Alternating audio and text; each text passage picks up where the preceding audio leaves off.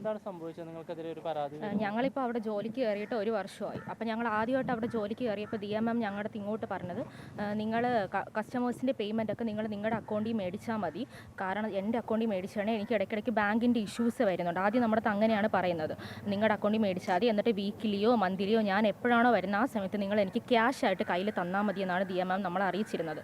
പിന്നീട് കുറേ നാൾ കഴിഞ്ഞതിന് ശേഷമാണ് ദിയ ചേച്ചി ഇങ്ങനെ ഞങ്ങളുടെ അടുത്ത് പറയുന്നത്, നമുക്ക് ടാക്സിൻ്റെയൊക്കെ ഇഷ്യൂസ് ഉണ്ട്, അതുകൊണ്ടാണ് ഞാൻ നിങ്ങളുടെ പേയ്മെൻറ്റ് ഡീറ്റെയിൽസ് കസ്റ്റമേഴ്സിന് കൊടുക്കുന്നത്. ഷോപ്പിലുള്ള എല്ലാ കാര്യങ്ങളും വെച്ചാൽ ക്യാഷിൻ്റേതായിട്ടുള്ള അവിടെ സാധനങ്ങൾ പർച്ചേസ് ചെയ്യുന്നതായാലും അവിടുത്തെ പാക്കിംഗ് മെറ്റീരിയൽസ് പർച്ചേസ് ചെയ്യുന്ന ആയാലും ഇവരുടെ സാലറി കൊടുക്കുന്നതായാലും എല്ലാം ഞാനാണ് ചെയ്യുന്നത്. കാരണം അതെല്ലാം നമ്മളെയാണ് ഏൽപ്പിച്ചിരിക്കുന്നത് ക്യാഷിൻ്റെ കാര്യം. ദിയ ചേച്ചി പലപ്പോഴും ഷോപ്പിൽ വരാറില്ല, പലപ്പോഴും അല്ല ദിയ ചേച്ചി വരാറില്ല. ദിയ ചേച്ചി എപ്പോഴും ട്രിപ്പിലും കാര്യങ്ങളൊക്കെ ആയിട്ടാണ്, ദിയ ചേച്ചി വരാറേ ഇല്ല. അപ്പോൾ കുറച്ച് നാളായിട്ട് നമ്മളെ പാർട്ട് ടൈം എന്ന് പറഞ്ഞ് വിളിച്ച ജോലി ഓവർ ടൈം ആകുന്നതിനെതിരെ ഞങ്ങൾ ജോലി ചെയ്ത് മാറാൻ വേണ്ടി കുറച്ച് നാളായിട്ട് പ്ലാൻ ചെയ്തുകൊണ്ടിരിക്കുകയാണ്. നമ്മളത് ആദ്യമൊക്കെ പറഞ്ഞപ്പോൾ ദിയ ചേച്ചി അത് കുഴപ്പമില്ല, എൻ്റെ ഡെലിവറി കഴിയുന്നവരെങ്കിലും നിങ്ങൾ നിൽക്കണം, അത് കഴിഞ്ഞിട്ട് ഞാൻ വേറെ സ്റ്റാഫിനെ നോക്കിക്കോളാം, അതുവരെ നിങ്ങൾ എനിക്ക് സമയം തരണമെന്ന് പറഞ്ഞാണ് ഞങ്ങൾ വീണ്ടും അവിടെ പിടിച്ച് നിന്നത്. പിന്നെ കുറേ നാൾ കഴിഞ്ഞപ്പോൾ നമ്മളെങ്ങനെയെന്ന് പറഞ്ഞാൽ എന്ത് പറഞ്ഞാലും ഇങ്ങനെ അടിച്ചമർത്തുന്ന സംസാരം, ജാതീയമായിട്ട് അധിക്ഷേപിക്കുന്നത്, മറ്റു ആൾക്കാരുടെ അടുത്ത് നമ്മളെപ്പറ്റി കുറ്റം പറയുന്നത്, കമ്പാരിസൺ ചെയ്യുന്നത്. ഇപ്പോൾ ഡ്രൈവർ പറഞ്ഞു ഇങ്ങനെ, എൻ്റെ സ്റ്റാഫ് പറഞ്ഞു അങ്ങനെ, എൻ്റെ അമ്മ പറഞ്ഞു ഇങ്ങനെ, നിങ്ങൾ അങ്ങനെയാണെന്ന്, നിങ്ങൾക്ക് ഇങ്ങനെയാണെന്ന്, ഇങ്ങനത്തെ ഓരോ കാരണങ്ങൾ പറയാൻ തുടങ്ങിയപ്പോൾ ഞങ്ങൾ ഓഫീസിൽ വെച്ച് ഇഷ്യൂ ഉണ്ടായപ്പോൾ ഞങ്ങൾ പറഞ്ഞു ഇനി ഞങ്ങൾ ജോലിക്ക് വരുന്നില്ല. അപ്പോൾ ദിയ ഞങ്ങളുടെ ഇങ്ങോട്ട് പറഞ്ഞു, നിങ്ങളുടെ അക്കൗണ്ടിൽ നിങ്ങൾ പേയ്മെൻ്റ് ഒക്കെ മേടിച്ചതിൻ്റെ സ്ക്രീൻഷോട്ട് ഞാൻ സ്റ്റാറ്റസ് ഇട്ട് കസ്റ്റമറിൻ്റെ നിന്ന് കളക്ട് ചെയ്യും, എന്നിട്ട് ഞാൻ നിങ്ങൾക്കെതിരെ തെഫ്റ്റ് കേസ് ഫയൽ ചെയ്യുമെന്ന് എനിക്ക് മെസ്സേജ് വെച്ചിട്ടുണ്ട്. അതിൻ്റെ സ്ക്രീൻഷോട്ട് എൻ്റെ കയ്യിലുണ്ട്. ദിയ ചേച്ചി ആദ്യം അത് പറഞ്ഞാണ് തുടങ്ങുന്നത്. എന്നിട്ട് പുള്ളിക്കാരി ആ ദിവസം, അതായത് 29-ാം തീയതി രാത്രി, ഞങ്ങളാരെ ഉറങ്ങാൻ പോലും വിട്ടിട്ടില്ല, രാത്രി തുടങ്ങിയ ഫോൺ കോൾ വെളുപ്പിലെ 4:30 വരെ ഞങ്ങളെ 3 പേരെയും ചീത്ത വിളിക്കുന്നതിൻ്റെ എല്ലാത്തിൻ്റെ സ്ക്രീൻഷോട്ട് ഞങ്ങളുടെ കയ്യിലുണ്ട്. ഓഫീസിൽ വെച്ച് ഞങ്ങളുടെ അടുത്ത് പറഞ്ഞിരുന്നതാണ് നിങ്ങളിത് സമ്മതിച്ചേ പറ്റും, ഞങ്ങൾ അവർ ഭീഷണിപ്പെടുത്തിയാണ് ഈ കാര്യം ഞങ്ങളെ കൊണ്ട് സമ്മതിപ്പിക്കുന്നത്. എന്നിട്ട് ഞങ്ങളുടെ അടുത്ത് പറഞ്ഞിരിക്കുന്നത് 5 ലക്ഷം രൂപയാണ് ഞാൻ നിങ്ങളുടെ അടുത്ത് ഓഫർ ചെയ്യുന്നത്, നിങ്ങൾ കാരണം എൻ്റെ 200 ഓർഡേഴ്സാണ് പാക്ക് ചെയ്യാതെ പോയിരിക്കുന്നത്, നിങ്ങൾക്കെതിരെ ഒരു പരാതി കൊടുക്കണ്ടെങ്കിൽ എനിക്ക് ഒരു അച്ഛനേ ഉള്ളൂ, നിങ്ങൾ 5 ലക്ഷം രൂപ എൻ്റെ ഫ്ലാറ്റിൽ കൊണ്ട് തന്നു കഴിഞ്ഞാൽ ഇനി നിങ്ങളുടെ സ്റ്റോറിയോ സ്റ്റാറ്റസോ ഒന്നും ഞങ്ങൾ ഒരിടത്തും ഇടത്തില്ലാന്ന്. ആ ദിവസം തന്നെ പുള്ളിക്കാരി ഇങ്ങനെ ഓരോ സ്റ്റാറ്റസായിട്ട് ഇടുന്നുണ്ടായിരുന്നു. ഞങ്ങളെ ഫോൺ വഴി 3 പേരെയും 3 നമ്പറിൽ നിന്ന് വിളിച്ച് ചീത്ത വിളിക്കുന്നുണ്ടായിരുന്നു. അതിൻ്റെ ഇടയ്ക്ക് ദിവ്യയുടെ അടുത്ത് വിളിച്ചിട്ട് എൻ്റെ ഹസ്ബൻഡിനെതിരെ കള്ളക്കേസ് കൊടുക്കുമെന്ന് പറയുന്നുണ്ടായിരുന്നു. അതിൻ്റെ സ്ക്രീൻഷോട്ട്സ് നമ്മുടെ കയ്യിലുണ്ട്, ദിയ സംസാരിക്കുന്നതിൻ്റെയൊക്കെ സ്ക്രീൻഷോട്ട് നമ്മുടെ കയ്യിലുണ്ട്. പിറ്റേന്ന് നമ്മുടെ അടുത്ത് പറഞ്ഞു നിങ്ങളെ 3 പേരെ എനിക്ക് കാണണം, നിങ്ങൾ പൈസയും കൊണ്ട് വന്നു കഴിഞ്ഞാൽ നിങ്ങളെ ഞാൻ തിരികെ വിടാം, നിങ്ങൾ ഇനി വേറെ ഒരു സംസാരവും ഇല്ല, എനിക്ക് വന്ന നഷ്ടത്തിന് നിങ്ങൾ അതെങ്കിലും എനിക്ക് ചെയ്തേ പറ്റൂ. കാരണം ഇപ്പോൾ നിങ്ങൾ ചിന്തിക്കും നമ്മൾ എന്തിനാണ് അപ്പോൾ പൈസ കൊണ്ടുപോയെന്ന്. കാരണം ഇവർക്ക് ഇത്രയും പേയ്മെൻറ്റ് വരുമ്പോൾ നമ്മളിപ്പോൾ മന്ത്ലി അവർക്കൊരു 30,000 രൂപ 40,000 രൂപ കൊടുക്കുമ്പം ദിയ നമുക്കൊരു ഇൻക്രിമെൻറ്റ് പോലെ നമുക്കൊരു 5,000 6,000 രൂപയൊക്കെ ഞങ്ങൾക്ക് സാലറി കൂടാതെ ഞങ്ങൾക്ക് ദിയ തരുമായിരുന്നു. അപ്പോൾ ദിയ അങ്ങനെ തരുന്നതുകൊണ്ടാണ് ഞങ്ങൾ ആദ്യം അതിനെപ്പറ്റി ചിന്തിക്കാതിരുന്നത്. പിന്നെ ഷോപ്പിലുള്ള എല്ലാ ഇൻ്റർനാഷണൽ ഓർഡേഴ്സും ഞങ്ങളുടെ അഡ്രസ്സ് ഉപയോഗിച്ച് അയക്കാൻ തുടങ്ങിയപ്പോഴാണ് ഞങ്ങൾക്ക് ഈ പ്രശ്നം കുറച്ച് പ്രശ്നമാണെന്ന് തോന്നി തുടങ്ങിയത്. കാരണം എല്ലാത്തിനും നമ്മുടെ അഡ്രസ്സാണ് ഉപയോഗിക്കുന്നത്, ദിയയുടെ പേഴ്സണൽ കോൺടാക്റ്റോ ദിയയുടെ ഒരു കാര്യങ്ങളോ ദിയ ഒരിടത്തും ഉപയോഗിക്കത്തില്ല. എന്നിട്ടാണ് ദിയ നമ്മളെ ഫ്ലാറ്റിൽ വിളിച്ച് വരുത്തിയിട്ട് പറയുന്നത് നിങ്ങൾ 5 പേരും, എൻ്റെ ഹസ്ബൻഡ്, പുള്ളിക്കാരുടെ ഹസ്ബൻഡ്, ദിവ്യ, പുറത്ത് ഇതാരെ അറിയിക്കരുത്, ഈ കോൾ റെക്കോർഡ്സ് എല്ലാം നമ്മുടെ കയ്യിലുണ്ട്, നിങ്ങൾ വരണം, നിങ്ങൾ വന്നു കഴിഞ്ഞ് കഴിഞ്ഞാൽ ഞാൻ 5 ലക്ഷം രൂപയും വെച്ച് നിങ്ങളൊന്ന് എനിക്ക് കണ്ടാൽ മതി, വേറെ ഒരു ആവശ്യമില്ല, ഞാൻ കണ്ടിട്ട് നിങ്ങളെ വിടുന്നതായിരിക്കും, ആ പൈസയും മേടിച്ചെന്ന് പറഞ്ഞ് ദിയ ആർക്കോൺ പ്രീമിയർ എന്ന് പറഞ്ഞ് ദിയയുടെ ഫ്ലാറ്റിലോട്ട് ഞങ്ങളെ വിളിച്ച് വരുത്തുകയും രാവിലെ 10 മണിക്ക് എത്താനാണ് ദിയ നമ്മുടെ അടുത്ത് പറഞ്ഞിരിക്കുന്നത്. അവിടെ നിന്ന് ഞങ്ങൾ എത്തിയതിന് ശേഷം ഞങ്ങളുടെ നിന്ന് പൈസ വാങ്ങിയതിന് ശേഷം ദിയയുടെ വീട്ടുകാർ ഓരോരുത്തരായിട്ട് വിളിക്കുകയും അവരെല്ലാവരും ഓരോ കാറിലായിട്ട് വന്ന് ഞങ്ങളുടെ അനുവാദം ഇല്ലാതെ അവർ 5 പേരും 5 സൈഡിൽ നിന്ന് വീഡിയോ എടുക്കുകയാണ്. ദിയയെ സംബന്ധിച്ചിടത്ത് ഇത് ഞങ്ങൾ അവൾക്ക് യൂട്യൂബിൽ നാളെ ട്രെൻഡിങ് ഉണ്ടാകുമ്പോൾ ഒരു കണ്ടൻറ്റ് മാത്രമാണ്. എന്തുകൊണ്ട് ഞങ്ങൾ ഇതുവരെയും പുറത്ത് വന്നിട്ടാന്ന് ചോദിച്ചാൽ ഞങ്ങൾക്ക് അങ്ങനെ ഒരു പബ്ലിസിറ്റിയുടെ ആവശ്യമില്ല. ഞങ്ങൾ ലീഗലി മൂവ് ചെയ്യാൻ തന്നെയാണ് ഇത്രയും നാളെ ഞങ്ങൾ വെയിറ്റ് ചെയ്തത്, അതിൻ്റെ കാര്യങ്ങൾ നടക്കുന്നുണ്ടാണ് ഞങ്ങൾ വെയിറ്റ് ചെയ്തത്. അപ്പോൾ ദിയ ഇങ്ങനെ പറഞ്ഞ് ദിയയുടെ വീട്ടുകാരെയൊക്കെ വിളിച്ചിട്ട് വന്ന് 3 കാറുകളിലായിട്ടാണ് ദിയ രാധുവിനെ സെപ്പറേറ്റ് ഒരു കാറിൽ ഞങ്ങളെ 2 പേരും സെപ്പറേറ്റ് ഒരു കാറിൽ നിർബന്ധിപ്പിച്ച് അത് തട്ടിക്കൊണ്ട് പോകുന്നത് തന്നെയാണ്. നമ്മളറിയാത്തൊരു വണ്ടിയിൽ നമ്മളെ കയറ്റിയിട്ട് പോകുന്നത്, ഞങ്ങളുടെ സ്വന്തം വണ്ടിയിൽ പോലും വരാൻ വിടാതെ അവരേതോ ഒരു ഓഫീസിലാണ് ഞങ്ങളെ കൊണ്ടുപോയത്. പിന്നീട് ഞങ്ങൾക്ക് അവരെ സംസാരത്തിൽ നിന്നാണ് അത് അമ്പലമുക്കുള്ള ഒരു ഓഫീസാണെന്ന് ഞങ്ങൾക്ക് മനസ്സിലായത്. അവിടെ ക്യാമറ ഒന്നുമില്ല, അവിടെ ഒരു 6-7 ഒരു 10-നകത്തോളം ആൾക്കാരുണ്ടായിരുന്നു. കൃഷ്ണകുമാർ സാറിൻ്റെ 4 മക്കളും ഭാര്യയും പിന്നെ അവരുടെ 3 പേഴ്സണൽ ഡ്രൈവേഴ്സും, അതുകൂടാതെ അവിടെ അവരുടെ പാർട്ടിക്കൊക്കെ വേണ്ടി എടുക്കുന്ന വീഡിയോ ഒക്കെ എടുക്കുന്ന ഒരു ചെറുപ്പക്കാരനും ഒരു റിസപ്ഷനിസ്റ്റും, അങ്ങനെ കുറേ അധികം ആൾക്കാരുണ്ടായിരുന്നു അവിടെ. അവിടെ കൊണ്ടുപോയിട്ട് അവരെല്ലാവരും ഓരോ ഫോണിൽ നിന്ന് ഓരോ വ്ളോഗ് എടുത്തുകൊണ്ടിരിക്കുകയായിരുന്നു. ഞങ്ങളുടെ 3 പേരുടെ ഫോൺ ബലമായിട്ട് പിടിച്ച് വാങ്ങുകയും ഞങ്ങളുടെ ബാങ്ക് അക്കൗണ്ട് നമ്പറിൽ എങ്ങനെയാണ് നമ്മളൊരു പേഴ്സണൽ യൂസർ ഇല്ലാതെ ഏത് ബാങ്കുകാരാണ് 1 വർഷത്തെ സ്റ്റേറ്റ്മെൻറ്റ് അവർക്ക് കൊടുത്തതെന്ന് ഞങ്ങൾക്ക് അറിയണം. കാരണം ഞങ്ങൾക്ക് അതിനെപ്പറ്റി ഒരു ഐഡിയ. അവർ 2 മണിക്കൂർ കൊണ്ടാണ് ഞങ്ങളുടെ ഫുള്ള് സ്റ്റേറ്റ്മെൻറ്റ് എടുത്തത്. അതെല്ലാം കഴിഞ്ഞതിന് ശേഷം അവർ ഞങ്ങളുടെ ഫോണൊക്കെ പിടിച്ച് വാങ്ങി വെച്ചിരിക്കുമായിരുന്നു.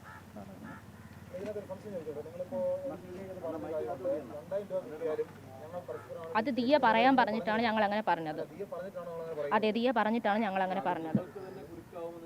ഞങ്ങൾക്ക് അറിയില്ലായിരുന്നു. കാരണം എന്ന് വെച്ചാൽ ഇപ്പം ഞങ്ങളൊക്കെ സാധാരണക്കാരാണ്. ഇപ്പം ഞങ്ങൾക്കിപ്പോൾ ഒരു വീഡിയോ ഇട്ടെന്ന് പറഞ്ഞ് ഞങ്ങൾ ആരും വിശ്വസിക്കാനൊന്നും പോണില്ല. പക്ഷേ ദിയയുടെ ആ ഒരു പബ്ലിസിറ്റിയുടെ രീതി അതായിരുന്നു. ദിയ നമുക്ക് അയച്ചത് അങ്ങനെയാണ്.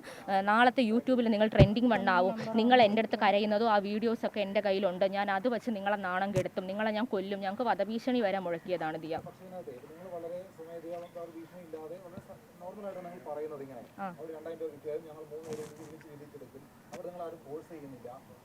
അത് അതിന് മുന്നത്തെ വീഡിയോ കാണാത്തോണ്ടാണ്.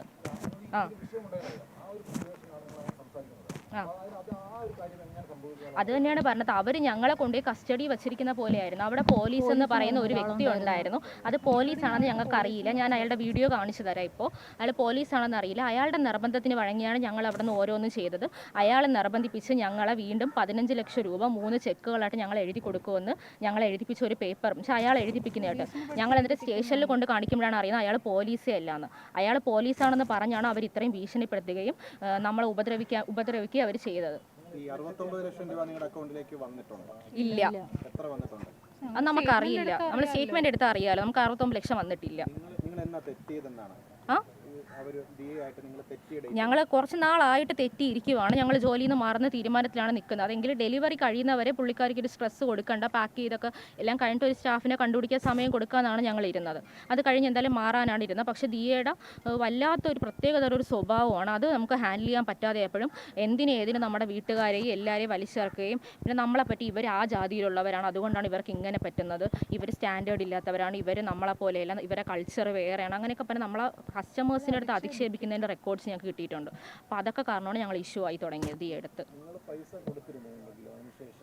അതിനുശേഷം ദിയ ഭീഷണിപ്പെടുത്തിയാണ് ഞങ്ങളുടെ നിന്ന് 8,82,000 രൂപ ഞങ്ങളുടെ കഴുത്തിലും കയ്യിലൊക്കെ കിടക്കുന്നത് കൊണ്ട് ഊരി പണയം വെച്ച് എല്ലാം കൊണ്ട് ഇപ്പോൾ ഇവിടെ ഏൽപ്പിക്കണമെന്ന് പറഞ്ഞ് ഭീഷണിപ്പെടുത്തിയാണ് ഞങ്ങളുടെ വീട്. ഇപ്പം നമ്മളിപ്പോൾ ഞങ്ങൾക്ക് പേടിയാണ്. ഞങ്ങളുടെ ഫോട്ടോസൊക്കെ ഒരു CCTVയുടെ എന്തൊക്കെയായാലും അവർ ഫോട്ടോസൊക്കെ അവരിടുന്ന ഞങ്ങൾക്ക് പേടിയാണ്. കാരണം എന്ന് പറഞ്ഞാൽ ഞങ്ങൾക്കിപ്പം ഞങ്ങൾ സാധാരണക്കാരല്ലേ, ഞങ്ങളുടെ വീഡിയോസൊക്കെ ഇപ്പം ഞങ്ങൾക്ക് എല്ലാവരും പബ്ലിക്കിൽ വരാൻ ആഗ്രഹിക്കുന്ന ആൾക്കാരായിരിക്കത്തില്ലല്ലോ. അപ്പോൾ ഞങ്ങൾ അങ്ങനത്തെ ഒരു വ്യക്തികളാണ്. ഞങ്ങൾക്കിപ്പോൾ പബ്ലിക്കായിട്ട് വന്ന് എന്തെങ്കിലും ഞങ്ങളുടെ ഒരു കാര്യങ്ങൾ പറയാനും താല്പര്യമില്ല. അപ്പോൾ അവരങ്ങനെ കാണിച്ചതുകൊണ്ടാണ് ഞങ്ങൾക്ക് പേടിയായിരുന്നു. കാരണം ഇവരെന്ത് രീതിയിൽ എന്തൊക്കെ ഇപ്പം തന്നെ തട്ടിക്കൊണ്ട് പോയതിനെ അവരത് മാറ്റി പറഞ്ഞുകൊണ്ട് ഞങ്ങൾ വണ്ടിയിലാണ് പോയത്. ഞങ്ങൾ വണ്ടി പോയി ഞങ്ങൾക്ക് സ്ഥലം അറിയത്തില്ലായിരുന്നു. നമുക്ക് സ്ഥലം അറിയില്ല. ഞങ്ങളുടെ പൈസയാണ് കൊടുത്തത്. അവർ മേടിക്കുന്നത് ഞാൻ ജോലി എന്ന് വെച്ചാൽ ഞങ്ങൾ എൻ്റെ ഹസ്ബൻഡ് അടുത്ത് പറയുവാണ് നിൻ്റെ ഭാര്യേനെയൊക്കെ പുറത്ത് വിടണം. കാരണം നമ്മുടെ ഫോണൊക്കെ അവരെ കസ്റ്റഡിയിലായിരുന്നു. അപ്പോൾ നമ്മളെ പൂട്ടിയിട്ടിരിക്കുമായിരുന്നു. രാവിലെ 11 മണിക്ക് അവർ പൂട്ടിയിട്ടത് രാത്രി 6:45 ആയപ്പോഴാണ് ഞങ്ങളെ തിരിച്ചത്. അപ്പോൾ അത്ര സമയം അവരുടെ ഫോണിലായിരുന്നു. പുള്ളിക്കാരനെ പുറത്ത് പറഞ്ഞിട്ട് വീട്ടിൽ അവളുടെ കഴുത്തിൽ അപ്പോൾ എൻ്റെ കഴുത്തിൽ മാലയൊക്കെ ഉണ്ടായിരുന്നു. അപ്പം അവളുടെ കഴുത്തിൽ മാലയൊക്കെ ഉള്ളതായിരുന്നു. നീ അതെല്ലാം പണയം വെച്ച് കൊണ്ടുവന്നു. അപ്പോൾ പുള്ളിക്കാരൻ അത്രയും കൊണ്ടുപോയി ബാങ്കിൽ കൊണ്ടുപോയി പണയം വെച്ച് അതിൻ്റെ പ്രൂഫ് ഞങ്ങളുടെ കയ്യിലുണ്ട്. അത്രയും ഗോൾഡ് പണയം വെച്ച് കൊടുത്തതാണ്. രാവിലെ അവരുടെ ഫ്ലാറ്റിലെത്തുന്നു, അതിനുശേഷം കാറെ കയറ്റി അമ്പലമുക്കിൽ കൊണ്ടുവരുന്നു. അപ്പോൾ എന്നാണ് നിങ്ങളെ അതിന് മുമ്പ് പൂട്ടിയിട്ടത്? അല്ല, 30-ാം തീയതിയാണ് പൂട്ടിയിട്ടത്. അന്നാണ് കൊടുക്കുന്നത് ഞങ്ങൾ. ആ ഹസ്ബൻഡിനെ പുറത്ത് വിട്ടു. നമ്മളെ ഇത്ര വരെ അകത്ത് വെച്ചിരിക്കുകയായിരുന്നു. ഹസ്ബൻഡിനെയാണ് പുറത്ത് വിട്ടത്. ഉച്ചയ്ക്ക് ശേഷം ഹസ്ബൻഡിനെ പുറത്ത് വിട്ടു. ആ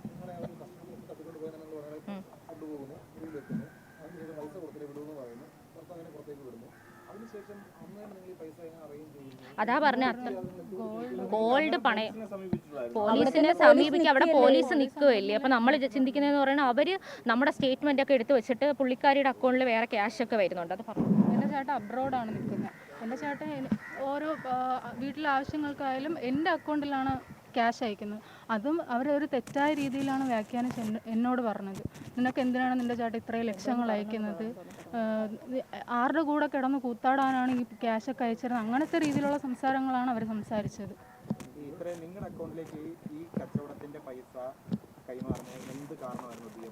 ടാക്സ് ഇഷ്യൂ വരുമെന്നാണ് ദിയ ചേച്ചി പറഞ്ഞത്. അപ്പോൾ നമുക്ക് തന്നെ ചിന്തിക്കും, ഇപ്പോൾ ഒരു വർഷമായിട്ട് ഇപ്പോൾ ഇവർ പറഞ്ഞു ഈ 69 ലക്ഷം രൂപയുടെ തട്ടിപ്പുണ്ട്. അപ്പോൾ എന്തുകൊണ്ട് കറക്റ്റായിട്ട് മോണിറ്റർ ചെയ്യുന്ന ആൾക്കാരാണ്. ഇപ്പോൾ എൻ്റെ ഫോൺ എടുത്ത് ഞാൻ ദിയ ചേച്ചിയുടെ സ്ക്രീൻഷോട്ട്സ് കാണിച്ചു തരാം.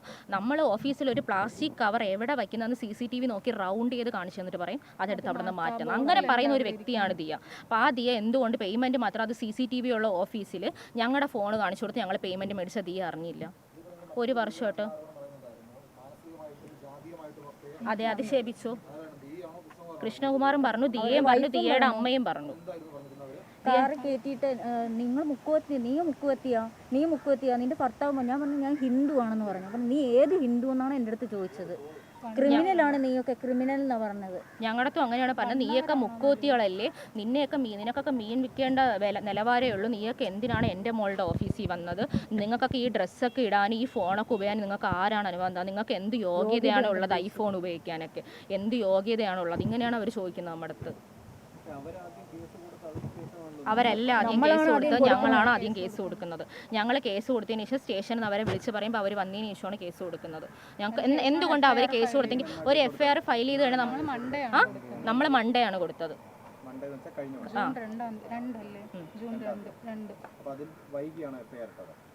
നമുക്ക് അന്ന് രാത്രിയാണ് അവർ FIR ഇട്ടത്. അവരുടെ FIR ഇട്ടിട്ട് നമുക്ക് അതിൻ്റെ ഡീറ്റെയിൽസും തരുന്നില്ലായിരുന്നു. നമ്മൾ കണ്ടു, കൃഷ്ണകുമാർ സാറ് വന്ന് സ്റ്റേറ്റ്മെൻറ്റ് എടുത്തു, അവർക്ക് ഡീറ്റെയിൽസ് കൊടുത്തു, അവരെ വിട്ടു. നമ്മൾ എത്ര നേരം പിടിച്ച് നിർത്തിയിട്ടാണ് രാത്രി 9:30 എന്നിട്ടും തന്നില്ല. വീട്ടിൽ പൊക്കം മെസ്സേജ് വരുമെന്നാണ് പറഞ്ഞത് അവർ. അതെ, 1 വർഷമായിട്ട് 30-നകത്തൊക്കെ വന്നിട്ടുണ്ടാവണം. അതിനകത്തൊക്കെ നമുക്ക് വന്നിട്ടുണ്ടാവണം. ദിയയ്ക്ക് നമ്മൾ വീക്കിലി ആയാലും ദിയ ഇങ്ങനെ നമ്മുടെ അടുത്ത് പറഞ്ഞിട്ടുണ്ട്, സ്വിഗ്ഗി ജീനിക്കാരൊക്കെ നമ്മുടെ ഓഫീസിൽ നിന്ന് പ്രോഡക്റ്റിൻ്റെയൊക്കെ ഫോട്ടോ എടുക്കാനായിട്ട് വരും. അപ്പോൾ അവരെ കയ്യിൽ നമ്മൾ ഫോട്ടോ എടുക്കാനുള്ള സാധനങ്ങൾ കൊടുത്തു വിടണം. അപ്പോൾ അതിൻ്റെ കൂട്ടത്ത് 3-4 സെൽഫ് അറ്റസ്റ്റ് കവറിൽ റാപ്പ് ചെയ്ത് ക്യാഷ് അതിൻ്റെ അടിയിൽ വെച്ച് കൊടുക്കാൻ ദിയ പറഞ്ഞിട്ടുണ്ട്. ദിയയ്ക്ക് സ്വിഗ്ഗി ജീനിയിൽ അകത്ത് വെച്ച് കൊടുക്കാൻ, ജ്വല്ലറിയുടെ കൂടെ ദിയയ്ക്ക് ആ ക്യാഷ് എടുക്കാനായിട്ട് അങ്ങനെ കൊടുക്കാൻ പറഞ്ഞിട്ടുണ്ട് ദിയ. എല്ലാ തവണയും അങ്ങനെയാണ് കൊടുക്കുന്നത്.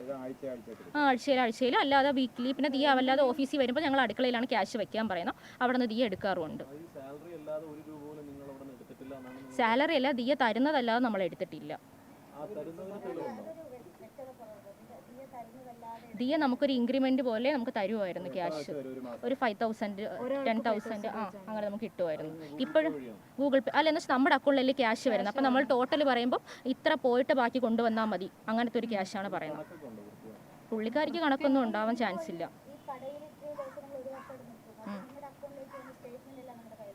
ഞങ്ങളുടെ കയ്യിലില്ല, അവരുടെ കയ്യിലുണ്ട്. നമ്മുടെ ഇപ്പോൾ എടുത്താൽ നമുക്ക് എടുക്കാൻ പറ്റും. ഉണ്ട്. നമ്മുടെ ബാലൻസ് ചെക്ക് ചെയ്യുമ്പോൾ നമുക്ക് എത്ര ഉണ്ടെന്നുണ്ട്. അപ്പം അവർ പറയുന്ന പോലെയൊന്നും ഇല്ല.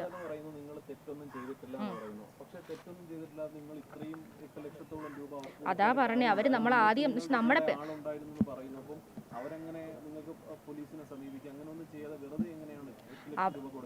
അവരാദ്യം നമ്മുടെ അടുത്ത് പറഞ്ഞാൽ നമ്മുടെ ഫോട്ടോസ്, കാരണം അവരിപ്പോൾ ഒരു സ്റ്റാറ്റസ് അന്ന് ഇട്ടിരുന്ന് കസ്റ്റമേഴ്സ് നമ്മളെ സ്റ്റാഫ് സ്കാം ചെയ്തിട്ടുണ്ട്, സ്റ്റാഫിൻ്റെ അക്കൗണ്ടിൽ ആരൊക്കെയാണ് പേയ്മെൻറ്റ് ചെയ്തത് അവരൊക്കെ നമുക്ക് സ്ക്രീൻഷോട്ട് അയക്കാൻ വേണ്ടി അവർ അയച്ചിട്ടുണ്ടായിരുന്നു.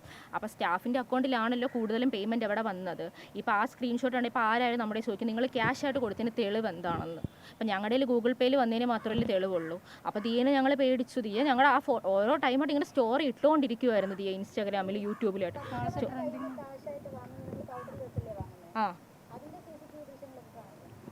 CCTV അതെല്ലാം എടുത്തുകൊണ്ട് അടുക്കളയിൽ വെക്കാനാണ് ദിയ അടുക്കളയിൽ നിന്നാണ് ക്യാഷ് എടുക്കുന്നത്. 500.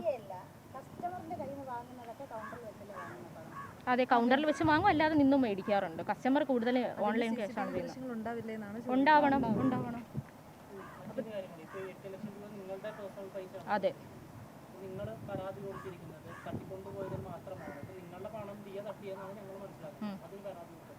അതിന് ഞങ്ങൾ ഇപ്പോൾ പരാതി കൊടുത്തിട്ടില്ല. ഞങ്ങൾ ഉടനെ അതിന് വേണ്ടിയുള്ള കാര്യം ചെയ്യുന്നുണ്ട്. കോർട്ട് അവധിയായതുകൊണ്ട് നമുക്ക് കൊടുക്കാൻ പറ്റില്ല. മൺഡേ കൊടുക്കും. നമ്മൾ കൊടുക്കാതിരുന്നത് നമ്മൾ ലീഗലി അഡ്വൈസ് എടുത്തിട്ടാണ് നമ്മൾ ചെയ്തത്. അപ്പോൾ നമ്മുടെ അഡ്വക്കേറ്റ് പറയുന്ന പോലെയാണ് നമ്മൾ ചെയ്തുകൊണ്ടിരിക്കുന്നത്. അപ്പോൾ അദ്ദേഹം പറഞ്ഞു ഇപ്പോൾ അത് ചെയ്യണ്ട, മൺഡേ നമുക്ക് അതിൻ്റേതായ കാര്യങ്ങൾ ചെയ്യാം. അതുകൊണ്ടാണ് നമ്മളത് വെയിറ്റ് ചെയ്തത്.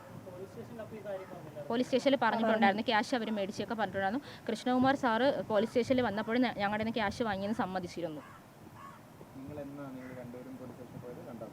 മൺഡേ ഡേറ്റ് 2 ജൂൺ 2 ബാക്കിൽ നിന്നാണ് വന്നത്. ഞങ്ങൾ കംപ്ലൈൻറ്റ് കൊടുക്കുന്നത് സ്റ്റേഷനിൽ. അതിനുശേഷം ഞങ്ങൾ അന്ന് വൈകുന്നേരം വിളിച്ചിട്ട് പറഞ്ഞു പിറ്റേന്ന് രാവിലെ 10 മണിക്കാണ് വരാൻ പറഞ്ഞു. അങ്ങനെയാണ് ഞങ്ങൾ പിറ്റേന്ന് 2 മണിക്ക് പോയപ്പോഴാണ് പിന്നെ ഞങ്ങൾ പോയപ്പോൾ തന്നെ അവരവിടെ ഉണ്ടായിരുന്നു. ഒരിക്കലും അല്ല. ഞങ്ങളുടെ ചാറ്റ് പരിശോധിച്ച് അറിയാം ദിയ നമ്മുടെ അങ്ങനെ ഒരു രീതിയിൽ ഇടപഴകിയിട്ടേ ഇല്ല. എന്നാൽ നമുക്ക് അത്രയും ചാറ്റ് നമുക്ക് തെളിവാണ്. ദിയ ഞങ്ങളുടെ അങ്ങനെ ഇടപഴകിയിട്ടില്ല. ദിയക്ക് എപ്പോഴും ദിയ ഒരു മുതലാളി, നമ്മൾ എന്ന് വെച്ചാൽ പണ്ടത്തെ ജന്മിമാരുടെ ഒരു മെന്റാലിറ്റി ആണ് ദിയക്ക്. നമ്മൾ ജാതി വ്യത്യാസം ദിയക്ക് ഉണ്ട്. ആഹാരം കഴിക്കുന്ന പോലെ ദിയക്ക് പ്രശ്നമാണ് അതൊക്കെ. ഞങ്ങൾ ഓഫീസിലെ ആഹാരം കഴിക്കാൻ വേണ്ടി കുറച്ച് സ്ഥലമേ ഞങ്ങൾ ഒരു മണി ചോറോ വല്ലതും താഴെ വീണാൽ ഞങ്ങൾ നല്ലതുപോലെ കിടന്ന് പറയും. അതെല്ലാം CCTV കാണുന്ന ഒരാൾ എങ്ങനെയാണ് ഈ ഒരു വർഷമായിട്ട് പേയ്മെന്റ് മാത്രം കാണാതെ പോയെന്നാണ് ഞങ്ങൾ. കസ്റ്റമേഴ്സ് അത്രയും വരുന്നത് വരെ CCTV കാണാം. ദിയയുടെ റീസെൻ്റ്ലി ഉള്ള സ്റ്റോറീസ് ഒക്കെ പരിശോധിക്കുകയാണെങ്കിൽ ദിയ ഹാപ്പി കസ്റ്റമേഴ്സ് എന്ന് പറഞ്ഞാൽ കസ്റ്റമറൊക്കെ നമ്മുടെ ഷോപ്പിൽ തിങ്ങി നെരുങ്ങിയിരിക്കുന്നതിൻ്റെയൊക്കെ സ്റ്റാറ്റസ് ഇടാറുണ്ട്. അപ്പോൾ ഇത്രയും കസ്റ്റമേഴ്സ് വന്നപ്പോൾ ഒന്നും വാങ്ങിയില്ലെന്ന് ദിയ ചിന്തിക്കുന്നില്ലേ അവിടെ? അപ്പോൾ എന്തുകൊണ്ടാണ് ഞങ്ങൾ മാറുന്ന ദിവസം വരെ വെയിറ്റ് ചെയ്ത് അന്ന് അവർക്ക് പരാതി വന്നത്? നമ്മൾ മാറി, ഞങ്ങൾ മുന്നിൽ ജോലി നിർത്തി. 28-ാം തീയതി 29-ാം തീയതിയാണ് ഇഷ്യൂ നടക്കുന്നത്. 29-ാം തീയതിയാണ് നിർത്തുന്നത്. ദിയയ്ക്ക് അറിയാൻ ജോലി നിർത്തിയത് ഞങ്ങൾ വിളിച്ച് പറഞ്ഞിട്ടുണ്ടായിരുന്നു. കോൾ റെക്കോർഡുണ്ട്. കാരണം ദിയയുടെ ഇങ്ങനത്തെ സ്വഭാവമാണെന്ന് വെച്ചാൽ എത്ര ചെയ്താലും ദിയയ്ക്ക് ചെയ്തില്ല എന്നുള്ള ഒരു പ്രകൃതം ആയതുകൊണ്ടാണ് നമ്മൾ നിർത്തിയത്. അന്ന് ഞാൻ നിർത്തുന്നെന്ന് പറഞ്ഞ് അയച്ചിരുന്നു, അതിൻ്റെ സ്ക്രീൻഷോട്ടുണ്ട്. ഞാൻ 3 പേര് ഒരുമിച്ചാണ് ജോലി നിർത്തിയത്. ഞങ്ങൾ 3 പേര് മാത്രമേ ഉണ്ടായിരുന്നുള്ളൂ. അതെല്ലാം ചെയ്തിട്ടാണെന്ന്.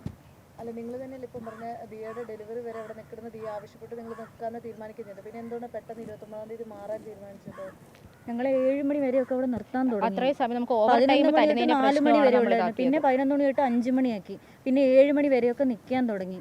പറ്റത്തില്ലെന്ന് പറഞ്ഞു. അതൊരു ഗോഡൗൺ എന്ന് പറഞ്ഞാൽ അതൊരു ഗോഡൗൺ പോലത്തെ സ്ഥലം. നമ്മളിപ്പോൾ എന്ന് വെച്ചാൽ നമ്മുടെ ആരോഗ്യത്തിന് നമുക്ക് ചെയ്യാൻ പറ്റുന്നതിനേക്കാൾ അധിക ജോലി നമ്മൾ അവിടെ ചെയ്യണം. നമ്മളവിടെ നിന്ന് സ്റ്റോക്കുകൾ മേടിക്കാൻ വേണ്ടി നമ്മൾ സിറ്റിക്കകത്ത് പോകണം, നമ്മൾ പോസ്റ്റ് ഓഫീസുകളിൽ പോകണം. പിന്നെ ലോഡ് കണക്കിനാണ് സാധനങ്ങൾ കൊണ്ടുവരുന്നത്. ഇപ്പം ഞങ്ങൾക്കിപ്പോൾ വെയിറ്റ് എടുക്കാൻ പറ്റുന്നതിനും അപ്പുറം ഞങ്ങളുടെ ഓഫീസ് മുകളിലാണ്. അത്രയും ഞങ്ങളത് എടുത്ത് കയറ്റിട്ടാണ്. അപ്പം ഞങ്ങൾക്ക് പറ്റുന്ന ആരോഗ്യത്തിനുള്ളിൽ ഞങ്ങൾക്ക് ചെയ്യാൻ പറ്റില്ല. ചെയ്തില്ലെങ്കിൽ അതിനും പരാതിയാണ്. ഞങ്ങളുടെ അടുത്ത മൂവ്മെൻറ്റ് ഞങ്ങൾ സംസാരിക്കുന്നേ ഉള്ളൂ. അതെ അതെ അതെ അതെ അതെ 3 പേര് ഒരുമിച്ച് നിർത്തിൻ്റെ പകപോക്കലാണെന്ന് ദിയ നമുക്ക് മെസ്സേജ് അയച്ച് പറഞ്ഞിട്ടുമുണ്ട്. കൊടുക്കുമെന്ന് പറഞ്ഞതിൻ്റെ തെളിവുമുണ്ട് നമ്മുടെ കയ്യിൽ. നിങ്ങളുടെ ലൈഫ് ഇല്ലാതാക്കും, നിങ്ങളെ ഞാൻ കൊല്ലും, എൻ്റെ അച്ഛൻ ആരെന്നറിയാലോ ഇങ്ങനെ. പിന്നെ ഇപ്പോൾ ഒരു സ്റ്റേറ്റ്മെൻറ്റ് വന്നായിരുന്നു, എൻ്റെ ഹസ്ബൻഡ് ദിയേനെ വിളിച്ച് ഭീഷണിപ്പെടുത്തിയെന്ന് കേസ് പിൻവലിക്കാണ്ടി. ആ കോൾ റെക്കോർഡ് ഞാൻ കേൾപ്പിച്ച് തരാം. കാരണം ആ കോൾ റെക്കോർഡിൽ അദ്ദേഹം പറയുന്നത് എന്തെന്ന് പറഞ്ഞു കഴിഞ്ഞാൽ, ഞങ്ങൾ 8,82,000 രൂപ തന്നില്ലേ, അപ്പോൾ നമുക്ക് അതിൻ്റെ ഒരു റിസീപ്റ്റ് തരാമോ, നമ്മുടെ നിങ്ങൾ ഇത്രയും ക്യാഷ് മേടിച്ചെന്ന്. അപ്പോൾ ദിയ ഇങ്ങോട്ട് നന്നായിട്ട് നല്ല റഷായിട്ട് സംസാരിച്ചിട്ട് എൻ്റെ അച്ഛൻ ആരാന്ന് നിനക്ക് ഇപ്പോൾ കാണിച്ചു തരാമെന്ന് പറഞ്ഞിട്ട് അച്ഛനെ കൊണ്ട് വിളിപ്പിക്കുകയാണ്. അച്ഛൻ എൻ്റെ നമ്പറിൽ നിന്ന് വിളിച്ചിട്ട് നിനക്ക് എൻ്റെ മോളെ ഭീഷണിപ്പെടുത്താറായല്ലേ, ആ വോയിസ് കേട്ടാൽ അറിയാം ആരാണ് അവിടെ ഭീഷണിപ്പെടുത്തുന്നതെന്ന്. നീയൊക്കെ ചെയ്യാനുള്ളത് ഇവിടെ ഭരിക്കുന്ന കമ്മ്യൂണിസ്റ്റുകാരൊന്നും എന്നെ വന്ന് ഒരു പുല്ലും ചെയ്യാൻ പോലുള്ള, എനിക്ക് അങ്ങ് കേന്ദ്രത്തിലാണ് പിടിപാടെന്നാണ് പറഞ്ഞേക്കുന്നത്. വെച്ചാൽ നീയൊക്കെ എന്ത് ചെയ്തിട്ടും അവർക്കാണ് അതിന് കിട്ടും. നിങ്ങൾ പേടിക്കുകയാണെന്ന് ആ ഓഡിയോ റെക്കോർഡ് ഞാൻ കേൾപ്പിച്ചു തരാം. എനിക്ക് അയച്ചു തന്നാണ്.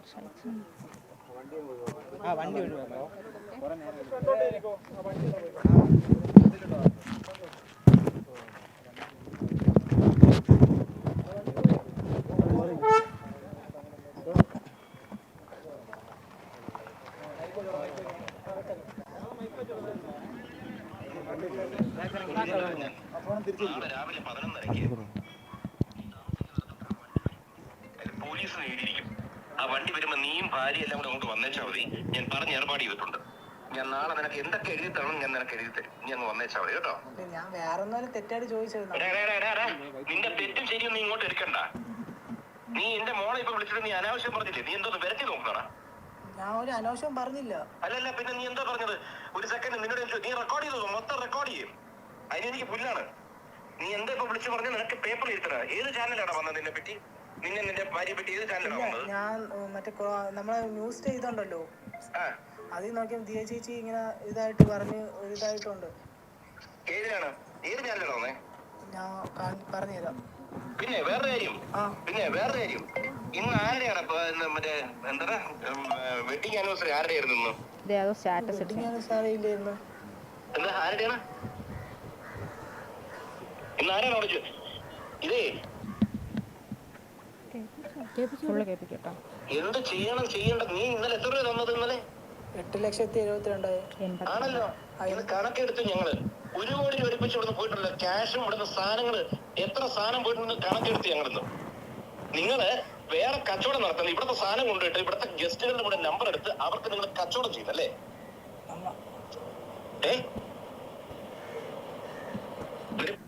ഇത് വന്നിട്ട് നമ്മൾ അവിടെ വക്കീലിൻ്റെ അടുത്ത് ഇരുന്നപ്പോൾ നമ്മൾ ക്യാഷ് തന്നതിന് എന്തെങ്കിലും ഒരു പ്രൂഫ് ഉണ്ടോ എന്ന് അവരെ ചോദിക്കാൻ വേണ്ടിയിട്ട് നമ്മൾ കോൺടാക്ട് ചെയ്തതാണ് അവരെ. പക്ഷെ നമ്മൾ എന്തെങ്കിലും തന്നതായിട്ട് നമുക്കൊരു റെസിപ്റ്റ് തരാമോ? ആ സമയത്താണ് അയാൾ ഇത് പറയുന്നത് നമ്മുടെ അടുത്ത്. പിന്നെ ഈ ഫോട്ടോയിൽ കാണുന്ന ഇയാളാണ് നമ്മുടെ അടുത്ത് പോലീസാണെന്ന് പറഞ്ഞ് നമ്മളെ കൊണ്ട് നിർബന്ധിപ്പിച്ച് സ്റ്റേറ്റ്മെൻറ്റ് എഴുതിപ്പിക്കുന്നത്. ഇയാളുടെ പേര് സന്തോഷ് എന്നാണ്. ഇയാളുടെ വീഡിയോ ഉണ്ട്, ഞാൻ വീഡിയോ കാണിച്ചു തരാം. ഞങ്ങളെ കൊണ്ട് നിർബന്ധിപ്പിച്ച് 3 ചെക്കുകളായിട്ട് തരണമെന്ന് പറഞ്ഞ് ഇയാൾ എഴുതിപ്പിക്കുന്നതിൻ്റെ വീഡിയോ. അല്ല, ഈ 8,82,000 പോരാതെ 15 ലക്ഷത്തിൻ്റെ 3 ചെക്കുകൾ. ഞാൻ വേണമെങ്കിൽ ഇയാളുടെ വീഡിയോ റെക്കോർഡ് തരാം. ആ സന്തോഷമാണ്, അയാൾ പോലീസാണെന്നാണ് പറഞ്ഞത് നമ്മുടെ കയ്യിൽ. പിന്നീട് കൃഷ്ണകുമാർ സാറ് അങ്ങനെയൊന്നും ഇല്ലായിരുന്നു.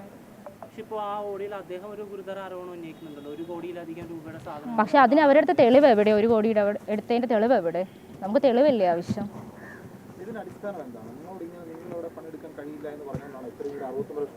ഉറപ്പായിട്ടും അതിനുവേണ്ടി തന്നെയാണ് അവർ ചെയ്യുന്നത്.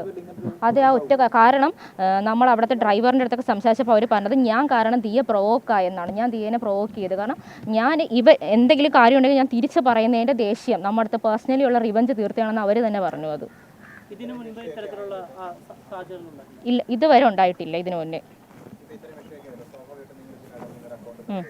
അതെ, ആ 5,000-ൻ്റെ അകത്ത് പോലും ബാലൻസ് ഉണ്ടാവത്തില്ല. എന്നുവെച്ചാൽ ക്രെഡിറ്റ് ആവുന്നതിന് ഡെബിറ്റ് ആവുന്നതിന് കണക്കില്ലേ? ഫിക്സഡായിട്ട് കിടന്നാലല്ലേ നമുക്ക് അതിന് പ്രശ്നമുള്ളൂ. നമുക്ക് അങ്ങനെ ഇല്ല. അപ്പം നമ്മൾ അതിനെപ്പറ്റി ആലോചിക്കേണ്ടതില്ലല്ലോ. അത് ദിയ മേടിക്കുന്നുണ്ടായിരുന്നല്ലോ നമ്മുടെ നിന്ന് ക്യാഷ് ആയിട്ട്. പിന്നെ എങ്ങനെയാണ് നമ്മുടെ കയ്യിൽ ഉണ്ടാവുന്നത്? അത് നമ്മൾ പണമായിട്ട് നമ്മൾ ക്യാഷായിട്ട് കൺവേർട്ട് ചെയ്ത് കൊടുക്കുന്നുണ്ടായിരുന്നു ദിയയ്ക്ക്. അല്ല, ഒരു പ്രശ്നങ്ങളുടെ തുടക്കം.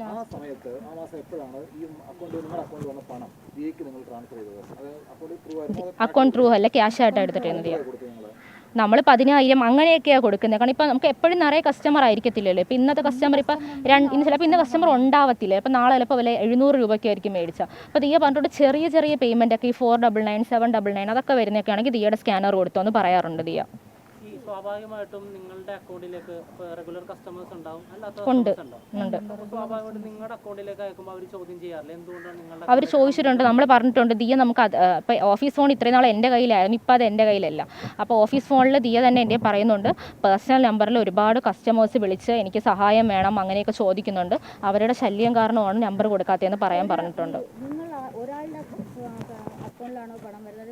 3 പേരുടെയും വരാറുണ്ട്. അതെ, ഇല്ല ഇല്ല, അത്രയ്ക്കൊന്നും ട്രാൻസാക്ഷൻ ഇല്ല അതിൽ അങ്ങനെ വരാനായിട്ട്.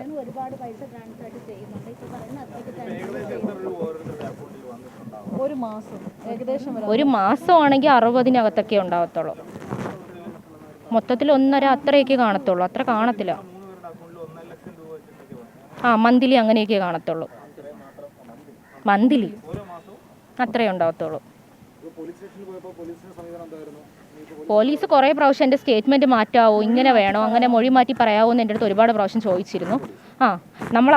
ഞാൻ ആദ്യം കൊടുത്ത സ്റ്റേറ്റ്മെൻറ്റിൽ തട്ടിക്കൊണ്ട് പോകുന്ന സ്റ്റേറ്റ്മെൻറ്റ് കൊടുത്തപ്പോൾ സാർ എൻ്റെ അടുത്ത് ഇങ്ങോട്ട് പറഞ്ഞിരുന്നു തട്ടിക്കൊണ്ട് പോകണമെന്ന് വേണോ, അത് മാറ്റിയിട്ട് കൂട്ടിക്കൊണ്ട് പോയെന്നാക്കിയാൽ പോരെന്ന്. അപ്പോൾ ഞാൻ പറഞ്ഞു നമുക്കറിയാത്ത സ്ഥലത്ത് തട്ടിക്കൊണ്ട് പോകണതല്ലേ, പിന്നെ എങ്ങനെ അത് കൂട്ടിക്കൊണ്ട് പോകണതാവും. അപ്പോൾ പറഞ്ഞു നമുക്കത് മാറ്റാം. കാരണം എനിക്ക് എൻ്റെ സ്റ്റേറ്റ്മെൻറ്റ് എടുക്കുന്നതിൻ്റെ ഇടയ്ക്ക് സാർ എഴുന്നേറ്റ് അപ്പുറത്ത് പോയി നിന്ന് ഫോണിൽ ആരെടുത്തോ ഇങ്ങനെയാണ് കുട്ടി മൊഴി പറയുന്നത്, ഇങ്ങനെയാണ് മൊഴി പറയുന്നതെന്ന് പറയുന്നതൊക്കെ എനിക്ക് കേൾക്കാൻ പറ്റുന്നുണ്ടായിരുന്നു. അതുകൊണ്ടാണല്ലോ എൻ്റെ മൊഴി അത്രയും നീണ്ടത്. വൈകിട്ട് 2:30 എന്നെ കയറ്റിയത്, എന്നെ തിരിച്ചു വിട്ടത് 7:30 കഴിഞ്ഞിട്ട്. അപ്പം അത്രയും സമയം എടുക്കുമ്പോൾ നമുക്കറിയാമല്ലോ. അത് ഞങ്ങൾക്കറിയില്ല ഇപ്പം ആരെ സംരക്ഷിക്കണമെന്ന്.